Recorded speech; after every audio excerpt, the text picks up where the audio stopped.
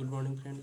आज हम पढ़ेंगे कक्षा 11 के अनिवार्य संस्कृत खंड के प्रथम पाठ, जिसका नाम है वंदना। चलिए शुरू करते हैं वंदना पाठ। वंदना का अध्ययन करते हैं। संस्कृत की परंपरा रही है कि किसी चीज़ को शुरू करने से पहले हम ईश्वर की वंदना करते हैं, तो यहाँ पर भी हम सूर्य देव की वंदना करेंगे, उनसे मांगेंगे सब कुछ। चलिए चलते हैं नेक्स्ट पेज पर। विश्वानि देव सर्वे दुरितानि पराशुः यद् भद्रं तन्नयाशुः। विश्वानि देव सर्वे दुरितानि पराशुः यद् भद्रं तन्नयाशुः। विश्वान का अर्थ होगा संपूर्ण। देव सर्वेत्र दुरितानि, इसका हम देखेंगे तो लिखा है सवितः दुरितानि। सविता मतलब होता है सूर्य, और दुरितान मतलब होता है पाप।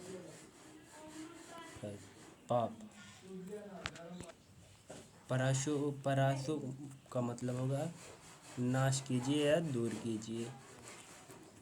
यद मतलब जो। भद्रम इस कल्याणकारी हो। तन्ना का देखेंगे तो हो जाएगा तम धन न। तम मतलब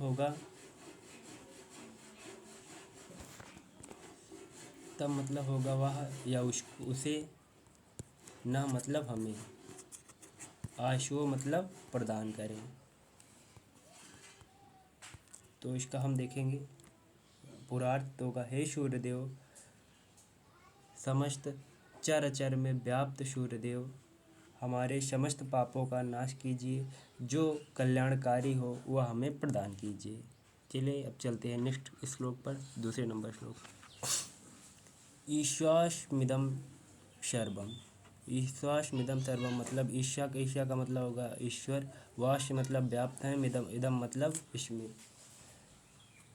सर्वम मतलब सभी में, इन सभी में ईश्वर व्याप्त हैं। यत् किंच जगत्याम जगत, और इस संसार में, इस पृथ्वी पर जो कुछ संसार में सब पर भगवान व्याप्त हैं।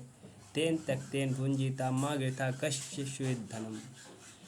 तेन तक तेन भुंजिता, इसका अर्थ होगा जो कुछ इस संसार में है उसका त्याग पूर्वक उपभोग करो। भुंजिता मतलब उपभोग करो। तक्तेन मतलब त्याग पूर्वक।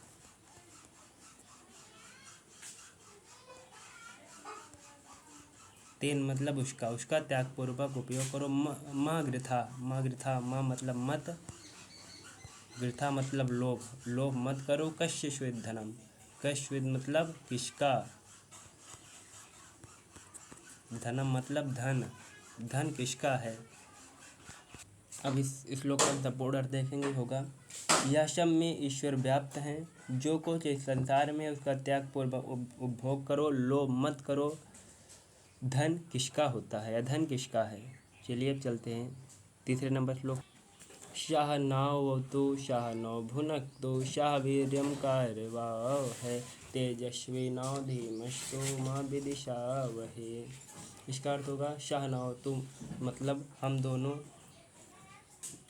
नावतु ये होगा नौ धन आवतु, तो इसका इसका मिलकर हो जाता है नव आयादि संधि।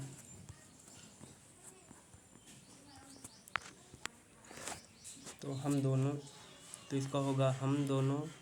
आवतु मतलब एक साथ रक्षा करो। सह नवतु का मतलब होगा हे भगवान हम दोनों की एक साथ रक्षा करो। शाह नौ भुनक्तु मतलब हम दोनों का, भुनक्तु मतलब भोग करो, हम दोनों का एक साथ भोग करो या पालन करो। शाह वीर्यम कार्यवावहै, यानी हम दोनों का।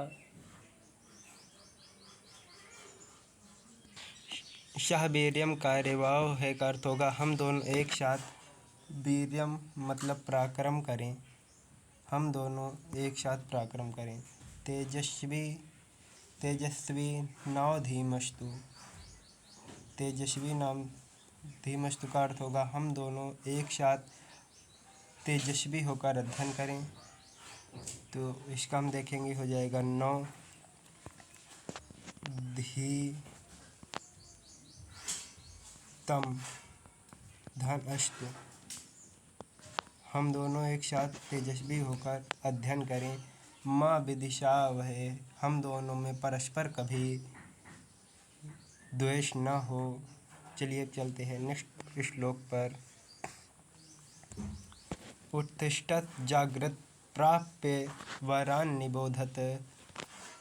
हे मनुष्य उठो जागो, वरान निबोधत, श्रेष्ठ लोगों को प्राप्त करके उनसे ज्ञान प्राप्त करो। हे मनुष्य उठो जागो, वरान निबोधत मतलब श्रेष्ठ लोगों को प्राप्त करके उनसे ज्ञान प्राप्त करो। प्राप्य मतलब प्राप्त करो।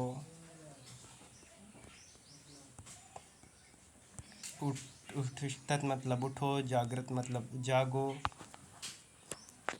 फिर से इसका अर्थ देखेंगे। हे मनुष्य उठो जागो, हे मनुष्य उठो जागो और अपने से श्रेष्ठ लोगों का ज्ञान प्राप्त करो। अब चलते हैं आखिरी श्लोक पर। यतो यथा शमीहसे ततो न अभयं कुरु शन्नः कुरु प्रजाभ्यो अभयं न पशुभ्यः। यतो यथा, यतो मतलब जिस यथा मतलब जिससे, समीहसे मतलब संभावना हो, विपत्ति आने की संभावना हो, ततो मिषु से, समीहसे मिष विपत्ति आने की संभावना हो, ततो मिषु से नो मिष हमें अभयम मतलब निडर, जिसके अंदर डर न हो, निडर। कुरु मतलब करो। हे भगवान, हे ईश्वर, जिससे हमें विपत्ति आने की संभावना हो, हमें उससे निडर करो। शन्नः, सन्ना मतलब समधन्नः, हमारा, शम मतलब कल्याण, न हमें हमारा कल्याण करो मतलब करो। प्रजाभ्यो अभयम नः, हमारी प्रजा का भी कल्याण करो, हमारी प्रजा भी निडर रहे। अभयम मतलब बिना भय के रहे। पशुभ्यः मतलब हमारे पशुओं का भी कल्याण करो। इसका अर्थ देखेंगे अब। हे भगवान, हमें जिससे विपत्ति आने की संभावना हो उससे हमें निडर करें, हमारे प्रजाजनों के लिए कल्याण करें, हमारे पशुओं का भी कल्याण करें। चलो दोस्तों, हमें लगता है आपको यह वीडियो पसंद आई होगी। इसलिए लाइक शेयर सब्सक्राइब जरूर करें। धन्यवाद।